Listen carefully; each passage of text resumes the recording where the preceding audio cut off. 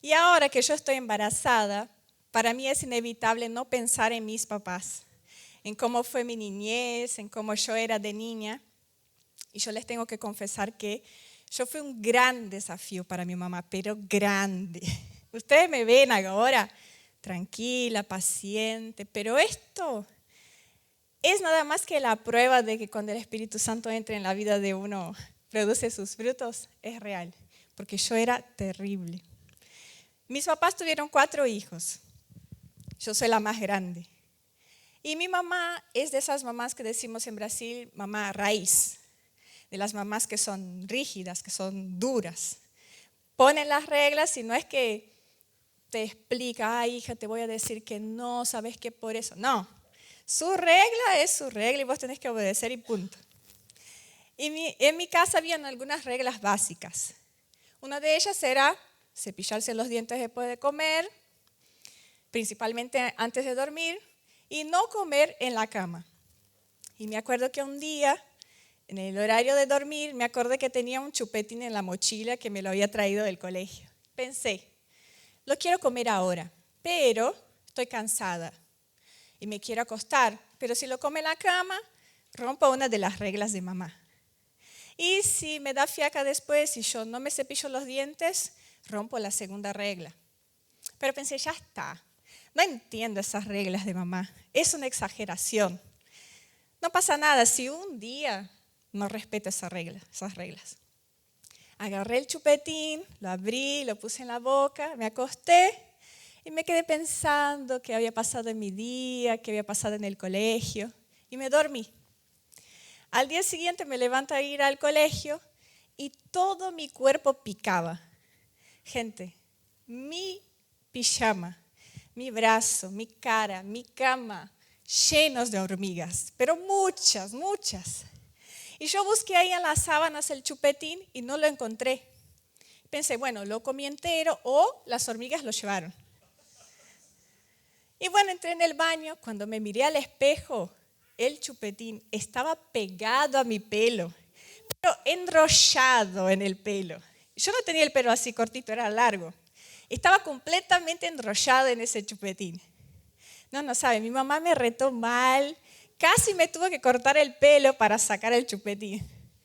Ese día yo entendí que aunque yo no entienda las reglas, aunque yo no esté de acuerdo con las reglas, si una autoridad te pone una regla, es por tu bien, es para protegerte, es para cuidarte y hay que obedecer. Y es sobre eso que quiero hablar hoy, sobre la obediencia. Nosotros estamos en el mes de enero en donde hacemos las listas de metas, de objetivos para el 2025. Y el título de mi mensaje de hoy es, la meta es obedecer. O sea, si no hiciste tu lista todavía, la primera de la lista que vas a poner es obedecer a Dios. En Proverbios 3, de 5 a 8 dice, pon toda tu confianza en Dios y no en lo mucho que sabes. Toma en cuenta a Dios en todas tus acciones y Él te ayudará en todo. No te creas muy sabio. Obedece a Dios y aléjate del mal. Así te mantendrás sano y fuerte. Esa es nuestra meta para este año, obedecer. Nosotros creemos en un Dios que es todopoderoso. Un Dios que creó el cielo, la tierra, o sea, creó todas las plantas, todos los animales, todos los planetas, las galaxias, el universo, todo. Es un Dios que tiene el poder para hacer milagros, que tiene el poder para hacer cosas grandiosas, para manifestarse incluso en este tiempo. ¿Cuántos acá ya escucharon algún testimonio de milagro o ya vivieron milagros en sus vidas? Muchos. Incluso hay un video en YouTube de un tipo que era ciego y cuando se fue a bautizar, cuando salió del agua fue instantáneamente sanado y volvió a ver. O sea, creemos en ese Dios que se manifiesta, ese Dios que hace milagros. Un Dios que tiene todo el poder, no hay nada imposible para Él y tiene todo el conocimiento. Pero justamente porque Dios tiene todo el poder y todo conocimiento, no va a actuar de la misma forma en todas las situaciones. No siempre Él va a hacer los milagros de forma instantánea en nuestras vidas. O va a actuar sobre una situación con el pastor orando, poniendo las manos sobre nuestras cabezas. Por lo general, la mayoría de las veces Dios nos quiere guiar, acompañar en nuestro día a día, paso a paso, por un proceso que nos va a llevar a ver ese obrar en nuestras situaciones, que nos va a llevar a ver los milagros. ¿Por qué Él hace eso? Porque en muchas situaciones nuestros problemas y dificultades son nada más que un síntoma de una enfermedad. Y si Dios actúa sobre el síntoma y no sobre la enfermedad, con el paso del tiempo el síntoma va a volver. Es como si yo les dijera que tengo un dolor terrible de dientes. Me duele mucho.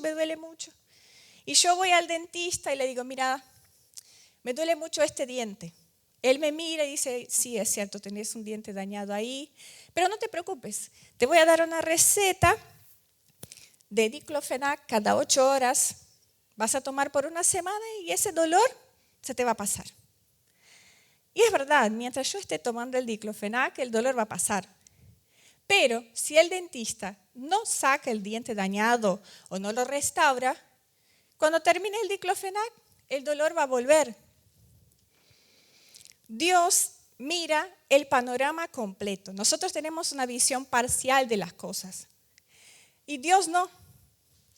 Por eso Él está interesado en guiarnos en nuestra vida diaria, en nuestro día a día, en nuestra rutina, adentro de nuestras casas, en el trabajo, para que nosotros vivamos una vida que le agrada.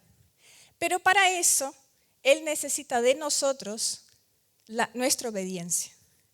Que nosotros estemos atentos a su palabra. ¿Nuestra obediencia a qué? Nuestra obediencia a la palabra que Él ya nos dejó. Nuestra obediencia a su Espíritu Santo. Y nuestra obediencia a las autoridades espirituales que Él ha puesto sobre nuestras vidas. La gran mayoría, la solución para la mayoría de nuestros problemas ya está escrita en la palabra de Dios. Acá está escrito sobre finanzas, sobre relaciones, sobre matrimonio, crianza de hijos, incluso sobre sexo. Hay muchos temas que ya están escritos acá. Pero no basta con solo conocer lo que está escrito. Tenemos que practicar, tenemos que aplicar eso en nuestras vidas. Hay muchos estudiosos de la palabra, hay mucha gente que sabe mucho de Biblia y es ateo. ¿Por qué? No basta con solo saber, hay que aplicar. Incluso en la propia Biblia dice, Dios diciendo, el que escucha mi palabra y no la obedece es como la casa que fue construida sobre la arena. Pero el que escucha mis palabras y la obedece, la practica, es como la casa que fue construida sobre la roca. Viene la tormenta y la casa sigue de pie. Me acuerdo que cuando yo conocí al Señor, tuve una persona que me acompañó en esos primeros pasos en la fe. Se llama Denise, ella era mi discipuladora y me enseñó mucho acerca de la Biblia. Y cada vez que ella me iba a enseñar algo, al final hacía una oración. Ella decía, Señor, no permitas que seamos obesas espirituales. Ayúdanos a practicar tu palabra, a obedecer tu palabra y a enseñar a otros a hacer lo mismo. En ese momento yo no entendía muy bien y hoy sí entiendo. Porque podemos conocer mucho de Biblia y no ver las transformaciones en nuestras vidas porque no practicamos. El cambio, la transformación viene por aplicar lo que vemos, lo que está escrito. Y si nosotros pensamos que es muy difícil obedecer la palabra de Dios, Jesús ya nos dejó al Espíritu Santo. Para que nosotros tengamos una persona 24/7 con nosotros para ayudarnos a obedecer. Esa persona es nuestro auxiliador, nuestro ayudador, nuestro consolador. El Espíritu Santo es el que nos hace reconocer nuestros errores. nos ayuda a corregir esos errores, nos recuerda la palabra, todo, y lo tenemos todo el tiempo con nosotros. Tenemos que estar atentos a la voz del Espíritu Santo porque si Él habla una y otra vez y nosotros simplemente elegimos no obedecer, no es que Él deja de hablar, nosotros dejamos de escuchar porque endurecemos nuestro corazón. Dios nos dejó su palabra, su Espíritu Santo. Y además de eso nos dejó personas, autoridades espirituales para guiarnos, para aconsejarnos, para orar por nosotros, que son los pastores, los líderes de GBO, amigos más maduros en la fe, que aman a Jesús y que nos aman a nosotros. O sea que Dios tiene múltiples formas de actuar. Pero nosotros tenemos que tener el cuidado de no limitar el actuar de Dios. Muchas veces no vemos los milagros o pensamos que Dios no está actuando en nuestra vida, en nuestros problemas, en la familia, en la facultad, lo que sea, porque nosotros no queremos la forma en que Dios quiere hacer. No aceptamos la forma en que Dios quiere hacer, porque la forma de Dios puede ser muy sencilla y nosotros no queremos la forma sencilla. ¿Ustedes se acuerdan de la historia de Naamán? Está en 2 de Reyes 5. Naamán era un general del ejército sirio. Los sirios no creían en el Dios único, ellos creían en múltiples dioses. Y además los sirios ya habían luchado contra los israelitas y habían llevado a muchos como prisioneros, como esclavos. Naamán era el general de ese ejército. Y un día Naamán se enferma de lepra. En ese momento la lepra era una enfermedad que no tenía cura, o sea, que si uno se enfermaba de lepra, estaba condenado al aislamiento social y a la muerte. Y un día su sirvienta israelita le dice a la esposa de Naamán, mira, hay un profeta llamado Eliseo que lo puede sanar. La esposa le cuenta a Naamán y Naamán, que no tenía nada que perder, habla con el rey para pedirle permiso a encontrarse con Eliseo. El rey dice que sí, entonces él viaja para encontrarse con Eliseo. Les quiero leer qué es lo que pasa cuando ellos se encuentran. Está en 2 de Reyes 5, del 9 al 14. Dice así. Así que Naamán con sus caballos y sus carros fue a la casa de Eliseo y se detuvo ante la puerta. Entonces Eliseo envió un mensajero a que le dijera, ve, métete 7 veces en el río Jordán, así tu piel sanará y quedarás limpio. Naamán se enfureció y se fue quejándose. Yo creí que el profeta saldría a recibirme personalmente, que invocaría el nombre de su Señor y que en un momento pondría las manos sobre mi cuerpo y me sanaría de la lepra. ¿Acaso los ríos de Damasco, el Habaná, el Farfar, no son mejores que todo el agua de Israel? ¿Acaso no podría meterme en ellos y quedarme limpio? Furioso, dio media vuelta y se marchó. Entonces sus criados se le acercaron para aconsejarle, Señor, si el profeta le hubiera mandado hacer algo complicado, usted no le habría hecho caso. Con más razón, si lo único que le dice a usted es que se meta al río y así quedará limpio. Así que Naamán bajó al Jordán y se sumergió 7 veces, según se lo había ordenado el hombre de Dios. Y su piel se volvió como la de un niño, quedó limpio. Fíjense cómo fue la actitud de Naamán. Naamán no creía en Dios y no conocía a Eliseo. Pero mientras estaba viajando para encontrarse con Eliseo, se creó en su cabeza cómo pasaría el milagro. Él pensó, bueno, como yo soy el general del ejército, seguramente el profeta vendrá a recibirme. Pondrá sus manos sobre mi cuerpo y clamará, Señor, ven y sana a este hombre. Pero no pasó así. El profeta no solamente no puso las manos sobre él, no oró por él, sino que ni siquiera lo recibió. Envió a un mensajero para decirle, métete 7 veces en el Jordán. Y él se enojó mucho. ¿Por qué? Porque no era lo que él había idealizado que pasaría. Y nosotros a veces juzgamos a Naamán. ¿Cómo puede ser que Naamán haga eso? Pero a nosotros nos pasa igual. Nosotros idealizamos en nuestra cabeza cómo Dios debe actuar en nuestras situaciones, en nuestros problemas, dificultades. Ya tenemos un plan para que Dios actúe. Y si no pasa como nosotros planificamos, nos enojamos con Dios, nos enojamos con el pastor, nos enojamos con el líder. Y nos pasa igual que a Naamán. Imagínense la siguiente situación. Viene un joven acá a la iglesia, no sé, que está pasando por un problema de ansiedad, crisis de pánico, baja autoestima, comparación. Y mientras estamos acá en el culto, ese joven piensa, ya sé, al final del culto voy a hablar con el pastor Rodolfo. El pastor Rodolfo va a poner las manos sobre mi cabeza, va a orar fuerte con poder y yo me quedaré completamente sano. Y el joven viene al final del culto con fe de que eso va a pasar. Entonces empieza a contar la historia a Rodo, qué es lo que está viviendo todo.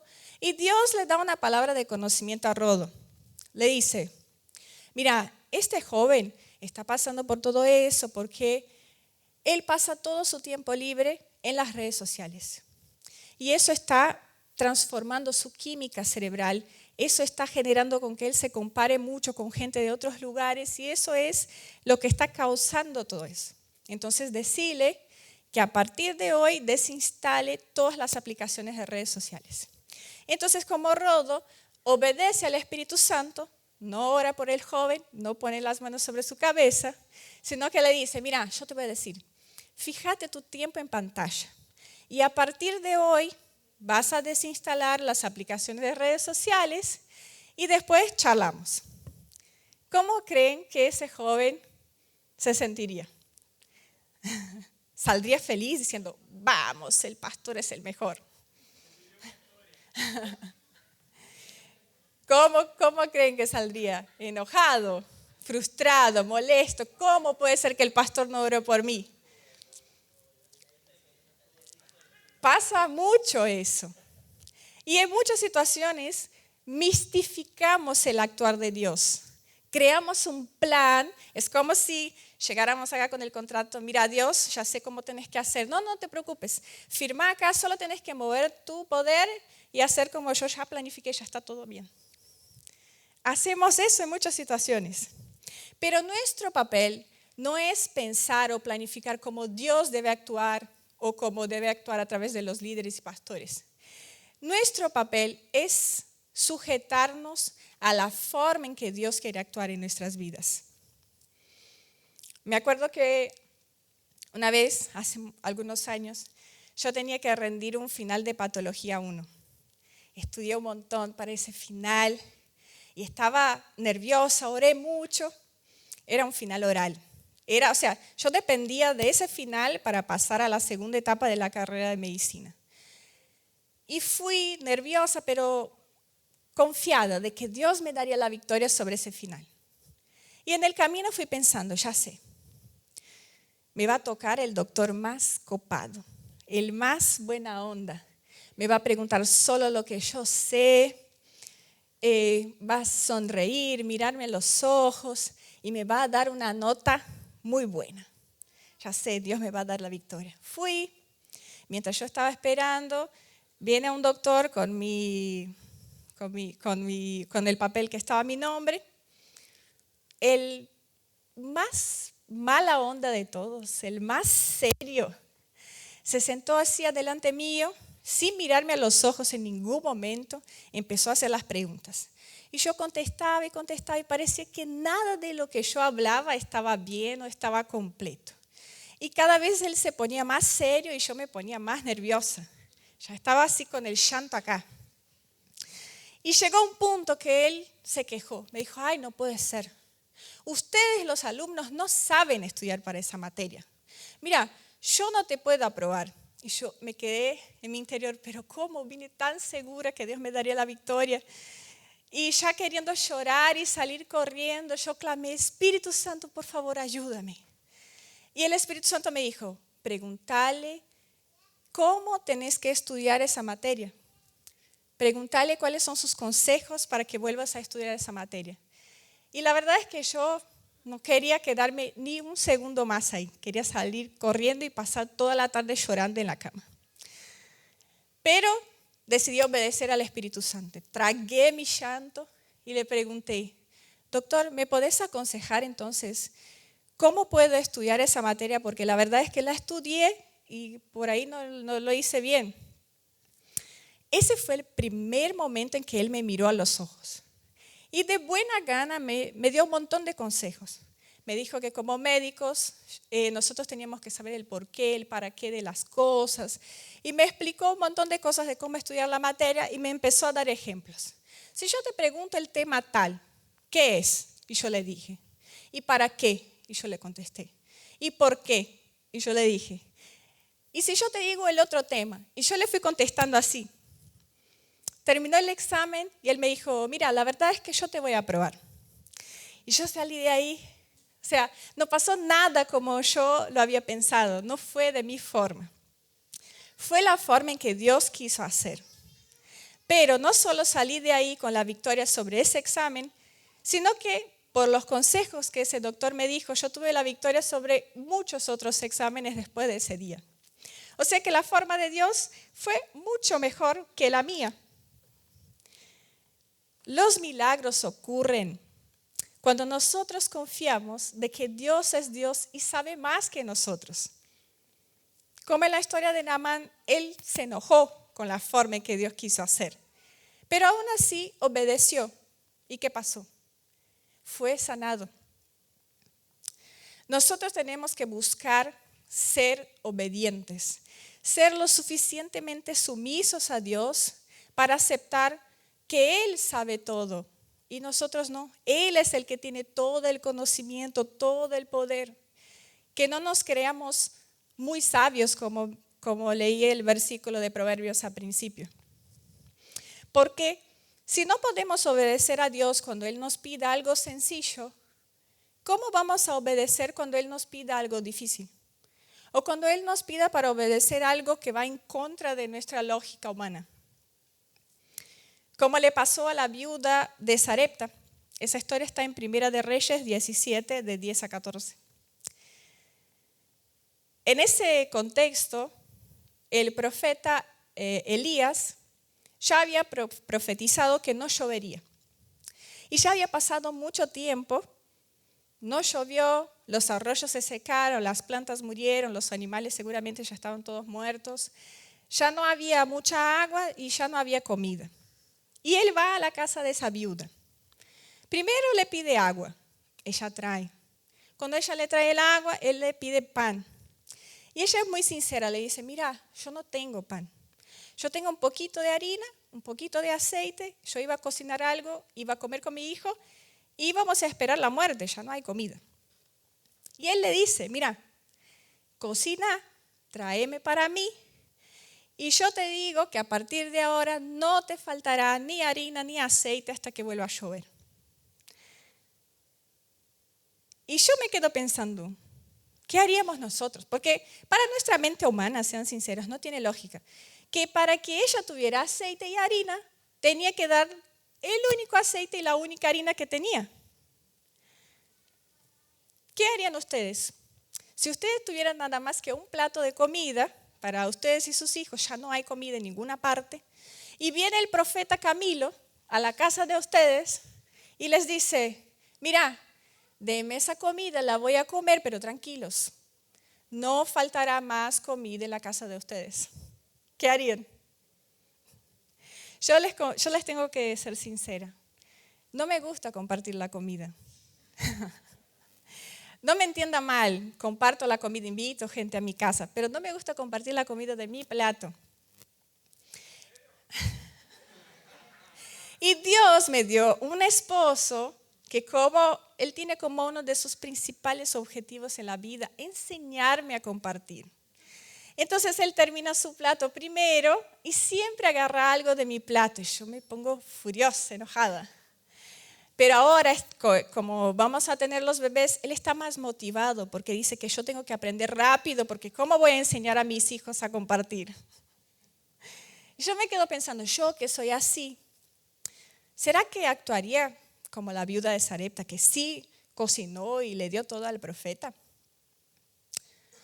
Yo quiero creer que todos nosotros, por ahí no estamos a ese nivel de obediencia, pero que este año sea nuestra meta. Buscar ese nivel de obediencia, buscar ese nivel de sumisión a Dios. Porque si Dios nos da una dirección, hay que obedecerla aunque sea sencilla, aunque no sea lo que pensamos, aunque vaya en contra de nuestra lógica. Porque en realidad la lógica del reino de Dios es al revés en muchas cosas. En los diezmos, es mejor el que da, es más feliz el que da que el que recibe. Ama a tu enemigo, o sea, para nosotros esas cosas como que no tiene sentido. Pero Dios es el Dios que sabe de todo, sabe que tiene sentido todas esas cosas. Me acuerdo que una vez escuché un testimonio de una hermana en la iglesia en Brasil que había conocido al Señor y estaba firme en la iglesia y servía, pero su marido no quería saber nada con la iglesia, nada. Y además él tenía un problema con el alcohol. Todas las noches salía a un bar, se gastaba la plata de la familia, volvía borracho y se acostaba en la cama oliendo a alcohol. Pasó el tiempo y la esposa ya estaba cansada, ya no podía soportar esa situación. Entonces fue a hablar con el pastor. Le dijo, mira, yo necesito que vayas a mi casa, que ores y a que retes a mi marido para que deje de consumir alcohol, no sé, habla algo. Y el pastor, lleno del Espíritu Santo, le dijo, mira hermana, yo te voy a decir algo. Vos tenés que demostrar el amor de Jesús en la vida de tu esposo. Entonces a partir de ahora no le retes, no reclames, sino que actúes con amor. Ella salió de la iglesia enojada porque pensó, bueno, esto es muy injusto. Si él es el que tiene el problema, yo estoy acá, soy fiel, y yo soy la que tengo que gastar mi tiempo, mi amor, todo por él, yo soy la que tengo que esforzarme. Y fue a orar. Y el Espíritu Santo le dio una estrategia. Le dijo, a partir de ahora, todas las noches vas a cocinar una cena rica, vas a armar su plato, vas a preparar su ropa arriba de la cama, su toallón, su perfume para que se bañe, todo. Y no vas a retarlo más acerca de ese tema. Ella salió de su cuarto del tiempo de oración medio, bueno, no entiendo, para mí es todo injusto, que yo, la que creo en Dios, la que soy fiel, soy la que tengo que esforzarme. Pero a pesar de todo, ella decidió obedecer. Entonces el primer día cocinó la comida favorita de su esposo. Armó su plato, le dijo, mira amor, cena antes de salir, acá te preparé tu ropa, tu toalla, bañate. Él pensó que ella estaba loca. ¿Qué pasó acá en esta casa? Ninguna pelea, nada, mi comida favorita, estoy muriendo. Pero comió la comida, se bañó, se perfumó y salió al bar. Y ella, sin entender, siguió obedeciendo. Fue pasando los días y ¿qué pasó? El esposo empezó a pasar más tiempo en la casa y menos tiempo en el bar. Pasaron las semanas, pasaronse los meses y el esposo ya no fue al bar, dejó de salir. ¿Por qué? Porque la casa se transformó en un ambiente más agradable para él que afuera. Con el paso del tiempo, él aceptó la invitación de su mujer para ir a la iglesia y aceptó a Jesús. Ella no había entendido al principio. No parecía lógico lo que el Espíritu Santo le estaba guiando. Pero por obedecer, ella vio la transformación de toda su familia. Y ese nivel de obediencia tenemos que tener nosotros. Tenemos que buscar obedecer a Dios y confiar de que lo que Dios nos está pidiendo es para nuestro bien. Porque los planes de Dios para nosotros son de paz y no de mal. Amén. Te voy a invitar a que te pongas de pie ahí en tu lugar.